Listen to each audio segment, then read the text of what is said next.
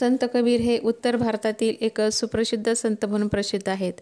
संत कबीर यांचा जन्म ज्येष्ठ शुक्ल पौर्णिमा 1149 साली झाला असे काही जण मानतात, तर कुणी ते 1399 मध्ये जन्माला आले असे म्हणतात.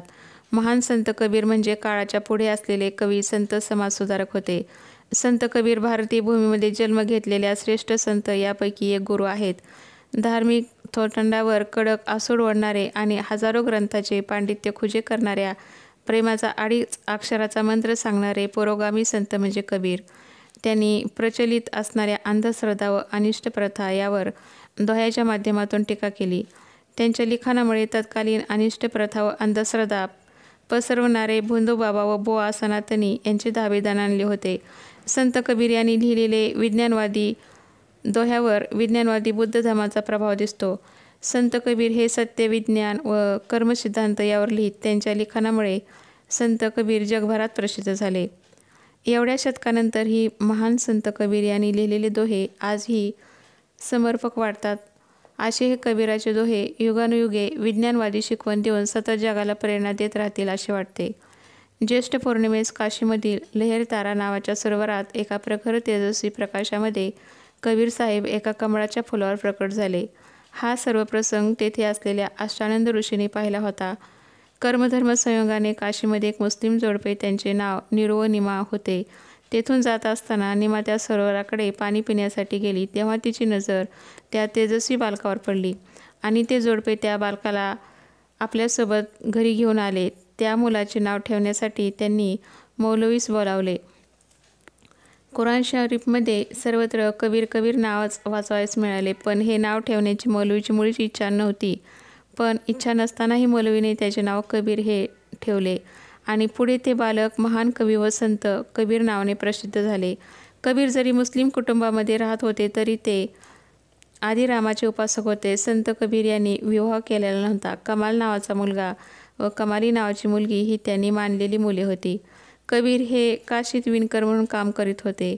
ते आयुष्यभर काशीमध्येच राहिले, पण मगहर येथून ते सशरीर हा मृत्यूलोक सोडून निजधामाला गेले. सकल जन्म शिवपुरी गवाया, मरती बार मगहर उठी आया. त्यांचा मृत्यू 1598 साली झाला असे मानले जाते. हिंदू पंचांगानुसार ज्येष्ठ पौर्णिमेस कबीर जयंती असते. भारत सरकारने कबीर यांच्यावर पोस्टाचे तिकीट काढले होते. संत कबीर काम करीत असताना देवाची भक्ती करीत असत, भजन दोहे गात असत. देवावर त्यांची गाढ श्रद्धा होती. एकदा त्यांना गिऱ्हाईक लवकर मिळेना. त्यावेळी एक भिकारी त्याला वस्त्र नसल्यामुळे शालू मागत होता. कबीरांनी विणलेला शालू जो बाजारात विकायला न्यायचा होता, तो शालू भिकाऱ्याला देऊन टाकला. कबीराला गुरु कोणाला म्हणावे हे समजत नव्हते. नंतर ते काशीमध्ये आलेल्या स्वामी रामानंद यांचे शिष्य बनले. पुढे ते रामानंदाच्या संगतीत राहिले. राम व रहीम ऐक्याची भावना प्रकट केली व उपदेश करीत ते भारतभर फिरले. त्यांचे दोहे अतिशय उच्च प्रतीचे होते. समाजाला समजेल अशा शब्दात त्यांनी उपदेश केला. देवाची आराधना आपल्या मार्गाने दुसऱ्याला त्रास न देत करावी. देव एकच आहे असे ते सांगत. त्यांच्या एका दोह्यात म्हटले आहे की, सहज मिले जो ओ पाणी है भाई, मागणे से मिले वो दूध है, खिंच के ले तो खून है. अशा परखड शब्दात आपला उपदेश त्यांनी जनतेला दिला. भारतात जन्मलेले कबीर यांचा धर्म काय होता याबद्दल काहीही माहिती नाही. कबीर हे मानवतेचे, मानवजातीचे पुजारी होते. कुठल्याही प्रकारचा धर्मभेद, पंथभेद, जातीभेद या पलीकडे कबीर पोहोचले होते. या भारत देशातील समाज एकमताने चालावा, एकजुटीने वागावा म्हणून या महापुरुषांनी आटोकाट प्रयत्न केले. सर्व सुखी असावेत अशा विचाराने ते आमरण झटले. त्यापैकी कबीर हे एक आहेत. कबीरांनी केलेली रामकृष्ण विठ्ठल अशा अनेक हिंदू दैवतावरील पदे उपलब्ध आहेत. कबीर सर्व धर्माच्या कुंपणापलीकडे असलेल्या परब्रह्मस्वरूप ईश्वराला जाणत होते आणि त्याबरोबरच हे जग चालवणारा जो परमेश्वर आहे, या सर्व जगाच्या निर्मितीमागे, या सर्व जगाच्या व्यवहारामागे ज्याची प्रचंड शक्ती उभी आहे, तो ईश्वर, तो परब्रह्मस्वरूप पांडुरंग निर्गुण निराकार आहे हा त्यांचा विश्वास होता. त्यांच्या मते परमेश्वराच्या स्वरूपाचा कुठलेच बंधन मर्यादित ठेवू शकत नाही. म्हणूनच कबीराच्या दृष्टीने सगळे साधू संत, सगळे देव हे त्या एकाच परब्रह्मस्वरूप विठ्ठलाचे लेकरे आहेत. संत रविदास कबीरांना मोठा भाऊ मानत असत. कबीर हे काशीत विणकर म्हणून काम करीत होते. ते आयुष्यभर काशीमध्येच राहिले, पण त्यांचा मृत्यू काशीत नसून मगहर येथे झाला, हे स्वतःच त्यांनी सांगितले आहे. कबीर 15व्या शतकातील संत होते. त्यांनी तत्कालीन रूढीवर प्रहार केले. निर्भीडता हे त्यांच्या ओव्याचे मुख्य वैशिष्ट्य आहे. तत्कालीन समाजाचे अवगुण त्यांनी परखडपणे मांडले. या माध्यमातूनच त्यांनी समाजाला थोतांड आणि औंढबारातून सोडवण्याचा प्रयत्न केला. त्यांच्या ओव्या म्हणजेच दोहे आजही आपल्याला सन्मार्गावर चालण्याची प्रेरणा देतात. कबीर आप ठगाइये और न ठगिये कोय, आप ठग्या सुख उपजे और ठग्या दुःख होय. म्हणजेच चोरी लबाडीपासून दूर राहण्याचा उपदेश करताना संत कबीर म्हणतात, दुसऱ्याला लुटण्यापेक्षा स्वतः लुटले गेलेले बरे, कारण दुसऱ्याला लुटले तर नक्कीच त्याचे रूपांतर दुःखात होणार. सिंहो के लेहड़ नाही, हंसो की नाही पोथ, लालो की नाही बोरिया, साथ न चले जमात. कबीर म्हणतात, सिंह जंगलात एकटाच असतो, सिंहाचे कळप नसतात, तसेच हंसाचे थवी नसतात आणि रत्नांची पोती नसतात. अशा प्रकारे संतसुद्धा जाती जमातींना घेऊन चालत नाही, तर तो एकटाच जगत कल्याणासाठी झटत असतो. कबीर घास नी दिये जो पाऊ तली होई, उडी पडे जब कोई, आँख में बरी दोहिली होई. कबीर या दोह्यात म्हणतात, कुणालाही छोटे किंवा कमी लेखू नये. पायाखालचे गवतही जेव्हा डोळ्यात पडते तेव्हा खूप त्रास होतो. साई इतना दीजिए जाने कुटुंब समाय, मैं भी भूखा न रहूं साधू न भूखा जाय. या ओवीमध्ये कबीर थोड्यामध्ये सुखी राहण्याचा उपदेश देतात. हे ईश्वरा, मला इतकेच दे की ज्याने माझ्या कुटुंबाला पुरेसे असेल आणि कधी कुणी पाहुणा घरात आला तर त्याचे अगत्य करता येईल. हीरा तहा न खोलिये जहाँ खोटी है, हाटी कसकटी बांधो गठरी, उठी कटी चले वाटी. या दोह्यात योग्य जागेवर ज्ञानाच्या गोष्टी सांगण्याचा संदेश त्यांनी दिला आहे. ज्ञान हे हिऱ्यासारखे असते. जिथे प्रामाणिक लोक नसतील तिथे हिऱ्याची थैली उघडून नये, उलट तिला आणखी घट्ट बांधून लवकरच त्या जागेवरून चालते व्हावे, असे कबीर म्हणतात. सबका होका लीजिए साचा सब निहार, पक्षपात न कीजिए या कहे कबीर विचार. सत्याची माहिती कबीर या दोह्यातून सांगतात. सत्य कोठेही मिळाले तर ते निसंकोचपणे ग्रहण करा. सत्याचा स्वीकार करताना भेदाभेदाचा विचार मनात येऊ देऊ नका. विचार करायची गरज नाही, हा अत्यंत विचारपूर्वक संदेश त्यांनी दिला आहे.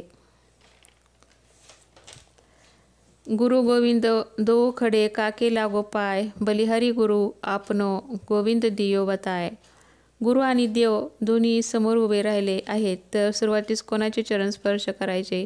तर कबीर म्हणतात, सर्वप्रथम गुरुचे चरण स्पर्श करा, कारण गुरुनेच परमेश्वरापर्यंत पोहोचण्याचा मार्ग सांगितला आहे. तन को जोगी सब करे मन को बिरला कोई, सब सिद्धी सहजे पाये जे मन जोगी होई. शरीरावर भगवी वस्त्रे धारण करणे सरळ आहे, परंतु मनात योगी बनवणे काही जणांसच जमते. मन जर योगी झाले नाही तर त्याचा काही उपयोग होणार नाही.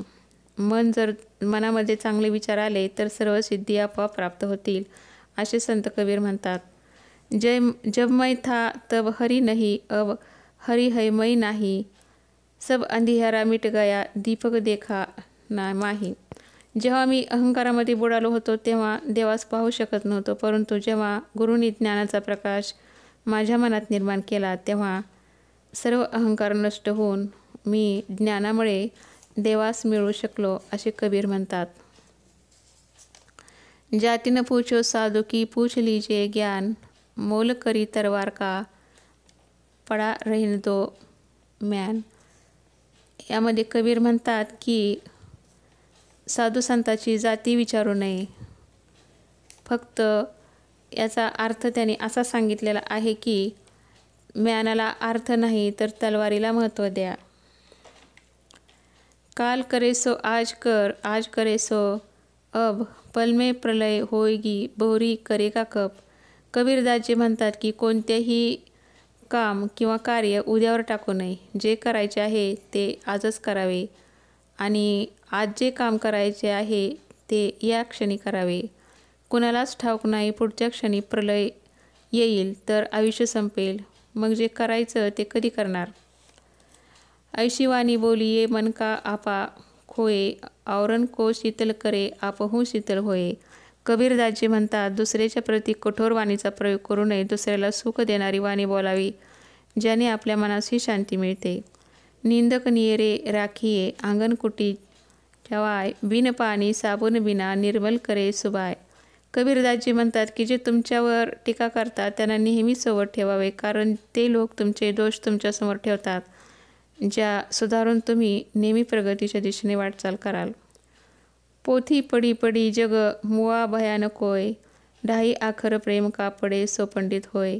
कबीरदासजी म्हणतात की या जगात कोणालाच खरे ज्ञान किंवा अंतिम सत्य केवळ पुस्तके वाचून मिळू शकत नाही. यासाठी फक्त प्रेमाची 2.5 अक्षरे पुरेशी आहेत. बडा हुआ तो क्या हुआ, जैसे पेड़ खजूर, पंथी को छाया नहीं, फल लागे अति दूर. कबीरदासजी म्हणतात, मानवी जीवनाचे उद्दिष्ट परोपकार असले पाहिजे. जसे खजुराचे झाड उंच असले तरी ते प्रवाशाला सावली देत नाही आणि त्याची फळेही दूरवर असतात. बुरा जो देखन मै चला, बुरा न मिलिया कोय, जो दिल खोजा आना, मुझसे बुरा न कोय. जेव्हा मी या जगात वाईट शोधायला निघालो तेव्हा मला तिळमात्र वाईट दिसलं नाही, पण जेव्हा मी माझ्या अंतःकरणात डोकावून पाहिलं तेव्हा माझ्या लक्षात आले की जगात माझ्यापेक्षा कोणीच वाईट नाही. साधू ऐसा चाहे जैसा सूप सुभाय, सार सार को गही रहे थोता दे उडाय. जसे धान्यातील खडे कचरा पाखडण्यासाठी सूप वापरलं जातं, तशाच प्रकारच्या साधू विद्वानांची गरज आहे, जे समाजातील चांगल्या गोष्टीला टिकवून ठेवतील आणि नको असलेल्या गोष्टीला उडवून लावतील. धीरे धीरे रे मना धीरे सब कुछ होय, माली सिंचे 100 घडा, ऋतू आये फल होय.